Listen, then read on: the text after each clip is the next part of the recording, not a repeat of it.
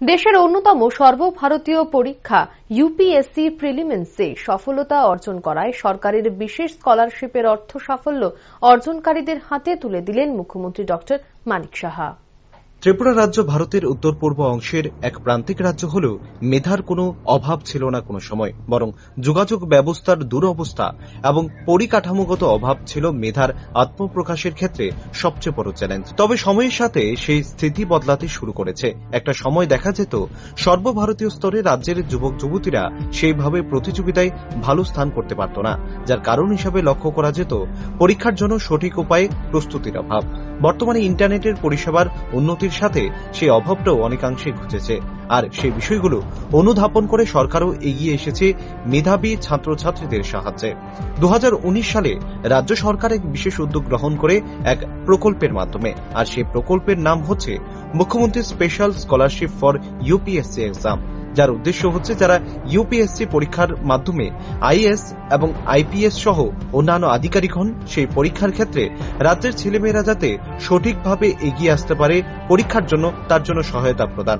মূলত যারা এই পরীক্ষায় প্রথম ধাপ অর্থাৎ প্রিলিমস পাশ করবে তাদেরকে রাজ্য সরকারের পক্ষ থেকে 5 লক্ষ টাকা আর্থিক সহযোগিতা প্রদান করা হবে, যাতে তার পরবর্তী ধাপগুলোতে পরীক্ষার মুখোমুখি হওয়ার সময় আর্থিক কোনো অসুবিধার সম্মুখীন হতে না হয়। তবে ওই প্রতিযোগীকে ত্রিপুরার স্থায়ী বাসিন্দা হতে হবে এবং ওই পরিবারের বার্ষিক আয় 10 লক্ষ টাকার নিচে হতে হবে। এই প্রকল্পের মাধ্যমে 2020-21 অর্থ বছরে এক পরীক্ষার্থী তেলিয়ামুড়ার শতাব্দী রায় সেই স্কলারশিপ পেয়েছিল। তবে এই বছর আরো 3 জন সেই ইউপিএসসি পরীক্ষার মাধ্যমে প্রথম ধাপ অর্থাৎ প্রিলিমস পরীক্ষায় সফলতা অর্জন করেছেন, তাই তাদেরকেও এই স্কলারশিপ প্রদান করা হয় সরকারের পক্ষ থেকে। 2023-24 অর্থ বছরে যারা সফল হয়েছেন তাদের মধ্যে রয়েছে শান্তির বাজারের জয় দেবনাথ, আগরতলার জ্যোতিষ্মেন চাকমা এবং ভিক্টর দেববর্মা। সোমবার মুখ্যমন্ত্রীর সরকারি বাসভবনে সেই পরীক্ষায় উত্তীর্ণদের হাতে সেই স্কলারশিপের অর্থ তুলে দেন মুখ্যমন্ত্রী ডক্টর মানিক সাহা। পরবর্তী সময়ে মুখ্যমন্ত্রী বলেন, এটা অত্যন্ত সময় উপযোগী উদ্যোগ এবং এই উদ্যোগের ফলে রাজ্যের যুবক যুবতীরা আরো বেশি পরিমাণে এই সর্বভারতীয় পরীক্ষায় নিজেদেরকে তুলে ধরতে পারবে। পাশাপাশি আগামী দিনের জন্য প্রত্যেককে শুভেচ্ছা জানান মুখ্যমন্ত্রী। আপনারা সবাই অবগত আছেন যে 2019 কোটিতে একটা স্কিম আমরা আমাদের ত্রিপুরা সরকারের তরফ থেকে একটা স্কিম একটা তৈরি করেছিলাম, chief minister special scheme for UPSC exam, যারা এক্সপিরিয়েন্স তাদের জন্য। তো সেই স্কিমের যে কতগুলো ক্রাইটেরিয়া রাখা হয়েছিল, যে যারা বাৎসরিক যাদের ফ্যামিলির 10 লাখ টাকা